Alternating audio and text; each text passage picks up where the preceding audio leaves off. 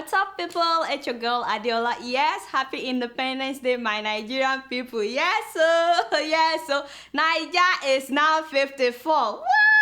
Oh my God, if only we'll start acting like it. Yeah, as far as I'm concerned, there is nothing really to celebrate. Well, the locomotive trains, and the air-conditioned trains in Lagos. Yeah, we should celebrate that. And we now have the first wheelchair-accessible ATM. Finally, now people on wheelchair can go and withdraw their money in one bank in the whole of Nigeria. How wonderful is that? I'm very proud of all these accomplishments, but apart from that, there is nothing really to celebrate. When I feel safer in another country than my country. In fact, security was better when I was younger. Naira had more value when I was younger. Remember the one Naira, 50-50 cover, you buy candy, sweets, 50-50 cover, and unemployment rate wasn't this high. Besides, only the president and his family and the vice president and his family are now the ones celebrating the Independence Day inside Aso Rock. We used to have a parade at Eagle Square. What happened? Isn't that a shame? And before you say we are only 54, stop comparing Nigeria with America. Nobody is comparing Nigeria with America, please. I'm sure that is the same excuse that people will be giving even when we clock 100 and things have not changed. They will still say, hey, we are only 100. I beg. I said, take a minute and look at the per capita income of countries that we started out with. Countries that used to be worse than Nigeria. I'm talking about how much someone makes in a year on average. In Singapore, how much? It's now $62,000. $62,000. That is even more than the per capita income of the US, which is $52,000. Yes. When was their independence? 1965. Singapore used to be very poor. How much is that of South Korea? You see what I'm saying? $33,000. South Korea. Hey, that used to borrow money from Nigeria. Hey, now wow. During Shagari's administration, they were borrowing money. What about Malaysia? $17,000 per capita income. 17,000. Nigeria should be better than that. Now 70,000. What number are we, Jerry? 180. The devil is a liar. Are you sure we're number 180 in the whole world? This is not correct. How much is the per capita income in Nigeria? 2,000. Are you sure this is accurate? 2,800. Naija, what do you now? Now only you waka come. How much is Namibia? Let me look at other African countries. $8,000. $8,000 is the per capita income in Namibia. You are sure? What about Ghana? Our next door neighbor, Ghana. Ghana is 3,000. 3,000. Yeah. How much is Naija again? 2,000. The devil is a liar. I'm sure that in some states in Nigeria, like Lagos, like Abuja, I'm sure that the per capita income would be much higher than that. Probably at least $10,000. I don't know, because people are making money in those states. But if you don't develop the whole country, if you only develop a few states, you can't escape numbers like this. So what are we celebrating? 54 years of the per capita income being 2,800 when, oh God, please. 30 years ago, how many of you know of Dubai and the whole United Arab Emirates? And today, if you are somebody in Nigeria, where do you go for your wedding? Dubai? In less than 30 years, these people developed their countries. They developed themselves. Malaysia was struggling 50 years ago. Today, we go there to study, and you should see how some Nigerians are treated in Malaysia. Now, South Korea is making Kia cars. They're making all the Samsung products. Less than 50 years ago, during Shagari's administration, they were borrowing money.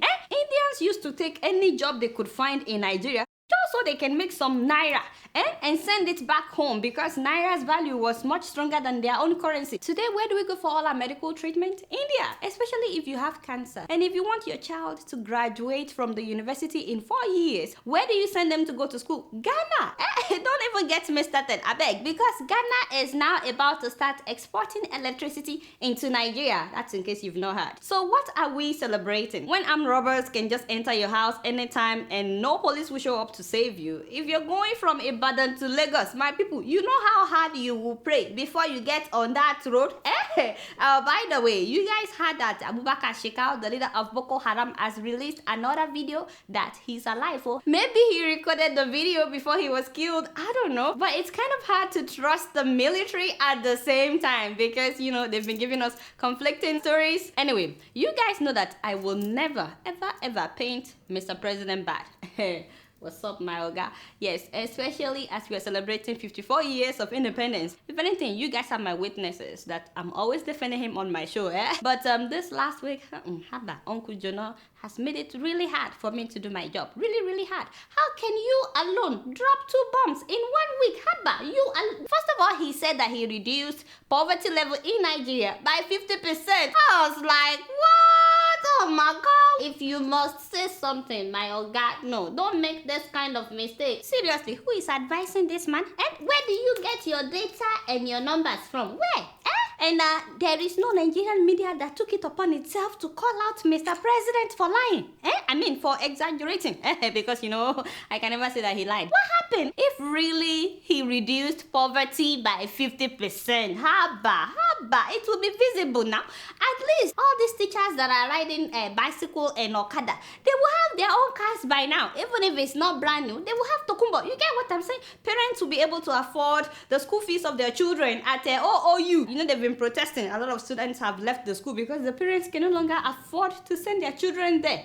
Unemployment rate in Nigeria will be lower than it is because those who are no longer poor, according to what Mr. President said he did, those people will now be creating businesses and employing other people. Not be so, but according to the World Bank, which my president likes to quote, poverty level was 48.4% in 2004 in Nigeria. In 2010, it reduced to 46%. And as of July of this year, the same World Bank said that Nigeria's poverty rate dropped by 2.1% in the last 2 years, which is why Nigeria remains one of the top 5 countries with the largest number of poor people in the whole world. You can Google it. So how did he come up with 50%? I mean, really, an accurate thing for Mr. President to say would have been that he reduced poverty by about 5%. That he can get away with, but 50%? Don't let me get upset. How can you go and say 50%? No, seriously, you're disgracing me right now. Anyway, how come the Nigerian media did not do any fact checking? And the man is campaigning for presidency. He is a presidential candidate. Anything he says should be fact checked. And then to my shock, hey, the other bomb he dropped though. The man went and said he believes in stomach infrastructure. I said, Che, there is God, so hey, stomach infrastructure. Which is distributing food, distributing rice to voters so that they would vote for you. You know, indirectly buying votes. How can a president make such a statement? Haba, my oga? No, seriously. You and I need to get closer. I mean, if you need new advisors, really, I'm on speed dial. Mr. Jonah, I'm on speed dial. How could you not call me before you make such a statement? As I was saying, he said this is to ensure that voters are not hungry. So you feed them for 3 months by giving them the bag of rice, and then you starve them for 4 years. No be so? You know, if he really tackles poverty in Nigeria, he won't have to be doing stomach infrastructure in the first place. But like I said, today, I'm not here to paint Mr. President, but no. In fact, I have never done that in my life. I'm here only to celebrate with Mr. President as we clock 54, I mean, don't you just like that picture? Mama Patience, you not do well, my first lady. That is my first lady. I just love her gilly. Yes, but maybe next year, I'll find you guys a smaller knife so you can just easily cut the cake. That looks like a sword, You not do well. Guess what? I'm just keeping it real. So I saw a video this week that really pissed me off, where 3 African students were beaten by a mob in India. Take a look.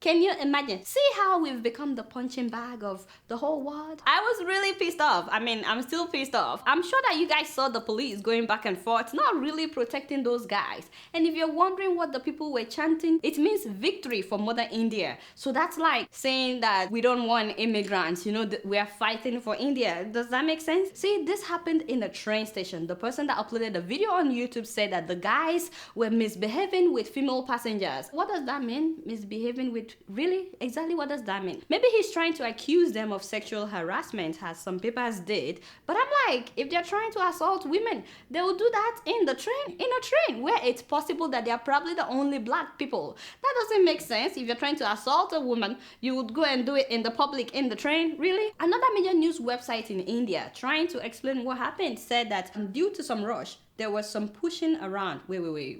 What's the meaning of that? Who pushed who? Was it the Africans that were pushed, or they pushed the Indians? I mean, what kind of journalism is this now? Actually, what am I even saying? We all know that if the Africans were the ones that pushed the Indians, they would have said that in the story. Instead, they said there was some pushing, and the Nigerians allegedly made racist remarks. Yeah, I know they said Nigerians. We'll still talk about that.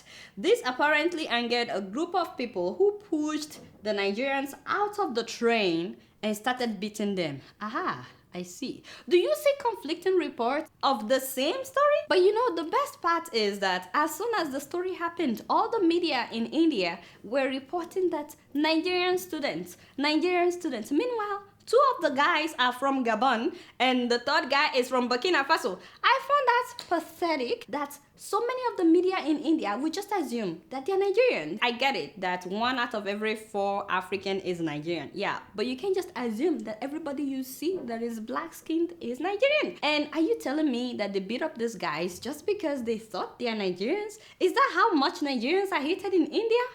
What? When someone finally asked the guys about their side of the story, they said 3 Indian guys tried to take their pictures in the train and they were giggling at the same time, you know, like making fun of them. And one of the African guys objected, saying, "We don't like our pictures taken." But when they got to where they were going, those same 3 Indian guys started making unpleasant gestures and making faces at them. Probably racist gestures, I don't know. So one of the African guys got angry and demanded that the 3 guys should stop troubling them. Unfortunately for these 3 African guys, the Indian guys, those 3 Indian guys, pushed them off the train, which is probably the pushing that this paper was talking about. You know, remember they said there was some pushing around. So those 3 Indian, actually, they also said it that the Indian guys pushed them. Yeah, so those 3 Indian guys pushed them, and the African guys said that that led to a fight on the train platform. But a police officer was there, so he took all 6 of them to the police stand that was inside the station. Unfortunately for these African students, they don't understand Hindi. I'm like, how can you go and study in a country where you don't speak their language? No. That is the first mistake that we make. People have to learn that if you're going to study abroad, you should at least be able to speak the language of that country. So these 3 Indian guys spoke to the Indian policeman in Hindi as the mob was gathering, and then the police officer left the police stand and said something to the mob in Hindi, and then he walked away. The next thing, according to these students, the mob attacked them, breaking the glass of the police booth, beating them with stick, with chair, throwing glass at them, and even biting them. Can you imagine biting them? They sustained serious injuries on their head and other parts of their bodies, so much so that they had to be taken to the hospital. Since then, no one has been arrested. Now tell me, do you think an American citizen can be treated like that anywhere in the world? Exactly what is India's problem with black people? I know that they discriminate even against their own people who are dark-skinned. You know, I'm talking about the caste thing. But why do you hate Africans so? What did we do to you? What is your problem? India. The other time, you know, they killed the Nigerian guy in Goa. That's also in India. And the police refused to investigate until Nigerians there had to protest. Till today, by the way, the case has never been concluded. Isn't this the same Indians that were coming to work in Nigeria? How would you like if Indians in Africa are treated like this? Yes, the Indians living in Nigeria, God knows there are still so many of them living in Nigeria. How would you like them to be treated like this? If we start treating them like this, how would you feel? I'm also aware of the fact that this doesn't apply to all Indians. There are so many nice Indians out there, and a lot of Indians have actually condemned this act. But where were all these guys when thousands of women were being raped in India? Where were all these guys? So it has to take black men to see such a reaction in India? But you know, this is not peculiar to India. No. It's the same in Malaysia. Have you guys seen videos of how Nigerians are handled in Malaysia?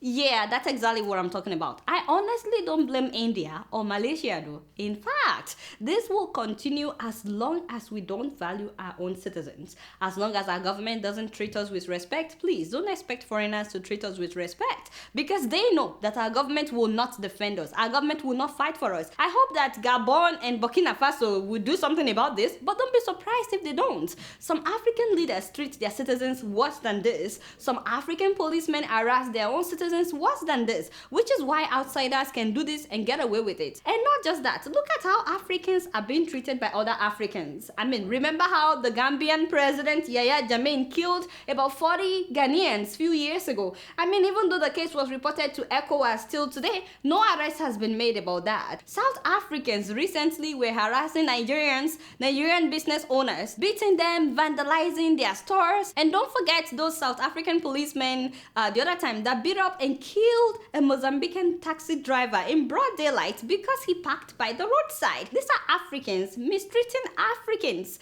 Ghanaians deported Nigerians in 1969. No be so. Nigerians also deported Ghanaians in 1983. Ghana must go. No be so.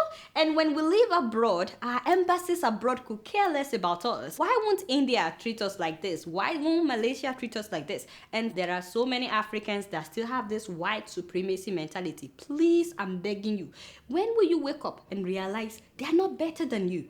Americans are not better than you. Indians are not better than you. Chinese people are not better than you. It's just the color of their skin that is different. It doesn't mean anything. When would we wake up? Because I know that we still give them preferential treatment back home. If a Chinese person is applying for the same job that I'm applying for in Nigeria, do you know that so many employers will prefer the Chinese person just because of the color of their skin? Can you imagine? Please, wake up, Africans. Enough is enough. We can't continue to accept treatments like this just because we are from Africa.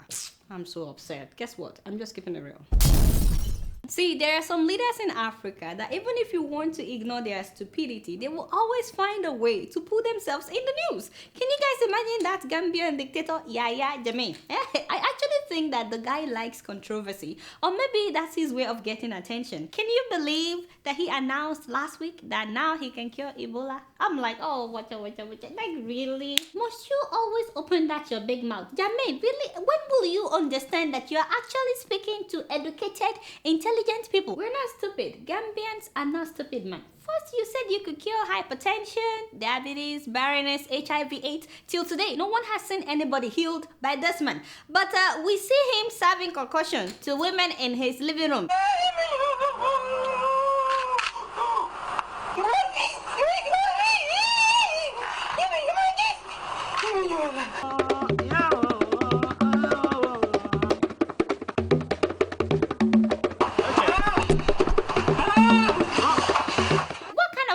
Does that really? You know what pained me though when this story came out that he can cure Ebola? Seeing Gambians abusing the man on Facebook. I said no. They were calling him all kinds of names. I said kai, my Gambian people, that is not how you do it. That is not how you do it. In a situation like this, you bring the man an Ebola patient. Yes, actually that is not a good idea because I don't want Ebola to get to Gambia. Okay, so you take him to an Ebola patient outside the Gambia and you lock the door. That is all you need to do. You don't have to call him any nasty name. No. He's only trying to help. So let him help an Ebola patient. All you have to do is stay away from him for like 21 days. Just lock him up with an Ebola patient. That is all you have to do. My friend, is the guy educated? Like, is he? Like, seriously, is he educated? Because, you know, I just have to wonder why he would say, what happened? You have his CV? You have his CV, his resume. Kolido, hey, you're a bad boy. And this is why I like you. Even though you're always giving me tough time, always getting on my nerves. I like you because you're very resourceful. You have Yahya Jammeh's resume.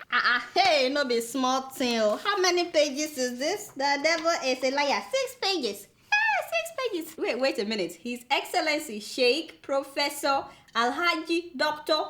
What's only you with all this title? Not only you, Akako. He not do well. This resume must be good. Forget about that. Let's look at his education. Passed common entrance examination.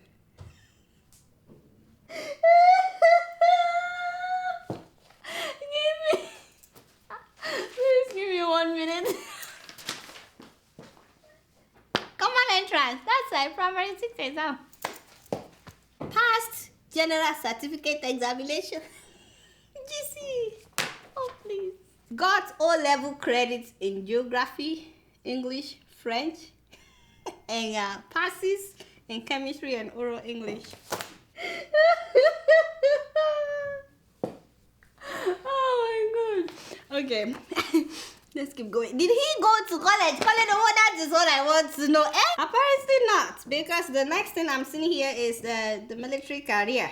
Well, finally that answered my question. I could tell that he didn't go to college.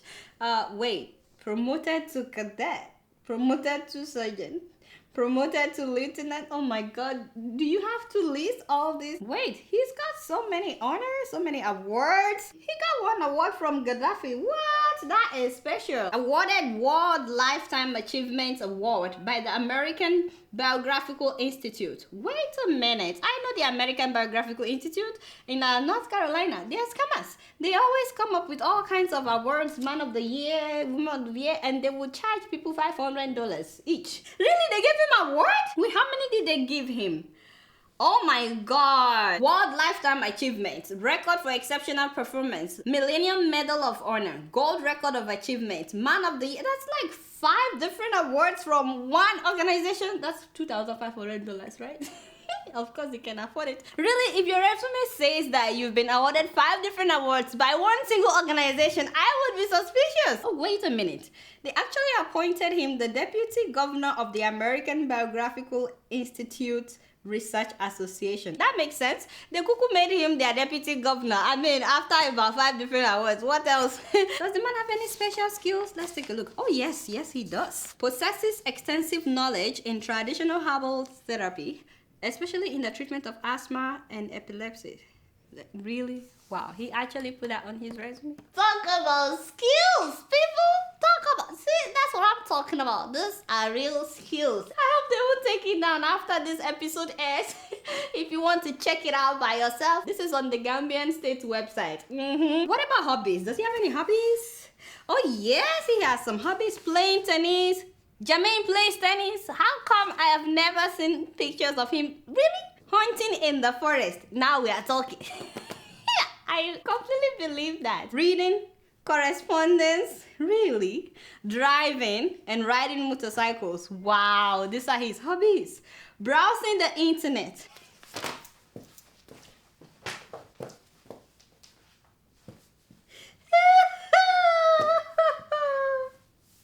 I'm sorry. Browsing the internet.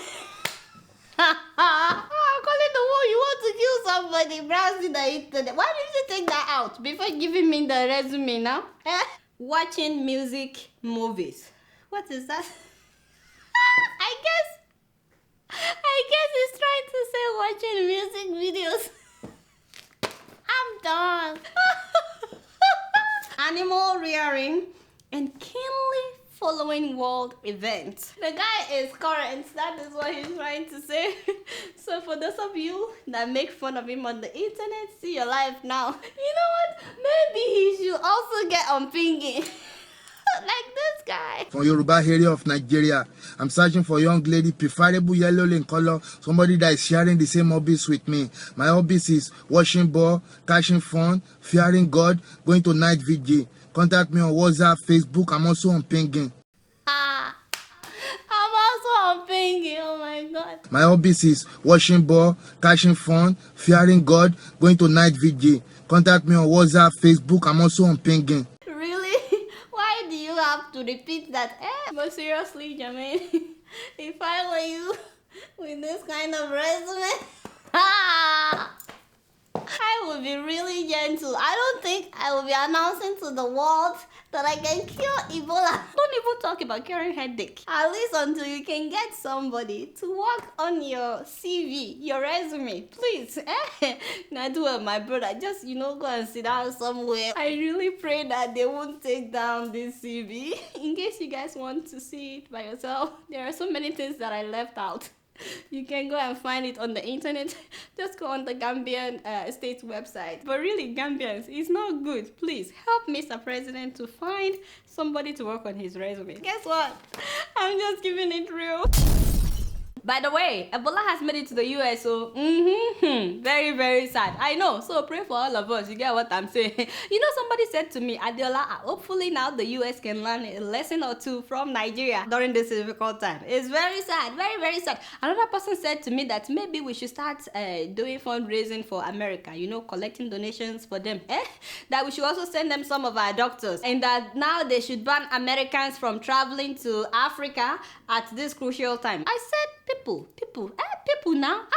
In fact, I started seeing Nigerian newspapers reporting that Obama has sent experts to Nigeria to seek for advice. I said, really? All my people in Texas, don't worry, Jade, no shaking. Just look after yourself. You get what I'm saying? If anyone is giving you tough time just because you live in Texas, if they are stigmatizing you, just let me know. Let me know. I can always handle them. You know, I can take care of them. By the way, Mama Ogechi, in case you are watching from Texas, you know, do well.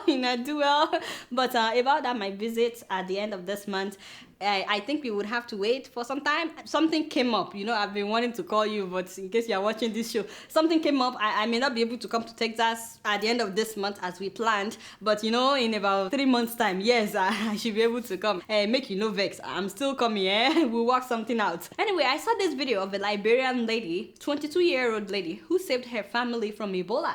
Take a look. 2 months ago, Fatu Kekula's father got Ebola. 3 hospitals turned Fatu's father away. She took her dad home to treat him herself. Within days, 3 more people in the house got sick, and Fatu, a 22-year-old nursing student, had to become a one-woman Ebola hospital, isolating her sick loved ones in separate rooms, her mother, her father, her cousin Alfred, and in there, her sister Vivian. Incredibly, Fatu didn't get sick. How she managed that will astound you. I developed my own protective gear.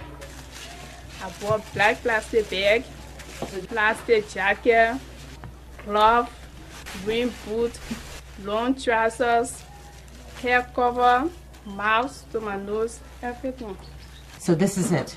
You're done. Yes. Unfortunately, Fatu's cousin Alfred didn't pull through. But Fatu saved her father, her sister, and her mother from Ebola. Isn't she brave? Fatu Kekula. I mean, she knew she could die, surrounding herself with 4 Ebola patients in one house. She could contract the virus and they could all die, yet she risked her life to treat them. So creative that she came up with her own protective gear. That's awesome. I've told you guys before that hospitals in Liberia are now rejecting patients. That's how bad it is. Do you guys know that some people are actually leaving their family members and running away, abandoning them because they have Ebola? But she stayed. She stayed and fought the virus. I would love to see her honored someday. I hope that somebody out there could honor her for doing this, for saving the family. And now a lot of people have adopted her protective method. That's what people are doing now. Once somebody in the family catches the virus, other people will start buying trash bags just to make sure that they're there to take care of their family members and that they don't contract the virus. So we are also proud of you, Fatu. And guess what? I'm just keeping it real. So I saw this video where some Ethiopians were protesting at their embassy in Washington, D.C., only for one of the officials to start shooting. A chaotic scene outside the Ethiopian embassy in Northwest D.C. ESAT TV cameras rolling the whole time. A man is seen clearly holding up a gun. At times, he's pointing it at several people who you can hear shouting things. They're calling him a coward, a liar. Then, a shot is fired. But it doesn't seem to stop the crowd. He was trying to keep protesters at bay. The protesters were there demonstrating against the government's practices. No one was hit or hurt, but one of the bullets did hit a woman's car parked on the street. It shattered her front window. What? Can you guys believe that? Can somebody tell this guy that this is not Ethiopia? This is America. How dare you? How dare you shoot because people were protesting? Really, people have the right to protest whatever they're not happy with. Kai. Just imagine that if that were to be Nigerian embassy here in New York and we are protesting and the Nigerian official comes out and starts shooting in the air. I mean, first of all, we'll all be in shock like, he did not just do that. Like, Did he just shoot? And then we would start asking, is he mentally challenged? Has he lost his medulla oblongata? We'll actually forget about the protest. We'll just be in awe of the fact that somebody can have the guts to fire guns because we are protesting. No, See, many times I've talked about people being arrested and even killed for protesting in Ethiopia. Remember a few months ago, I talked about how 30 Oromo students were killed in broad daylight because they were protesting. That was this year. So for those of you who were sending me emails that I'm lying, everything is great in Ethiopia, how do you explain this? How do you explain this on American soil? Someone said the protester took down the Ethiopian flag. I said so. Call the police. Call the police. Please don't try to justify nonsense. Now, I don't find it hard at all to believe that if they were to be in Ethiopia, he would probably be shooting at the people. Oh, by the way, eyewitnesses, according to Reuters, said that he fired at least 4 shots. I know that only 1 shot was in the video because they didn't start filming on time. Also, I don't know if you guys paid attention to the moment that he actually ran out of bullets.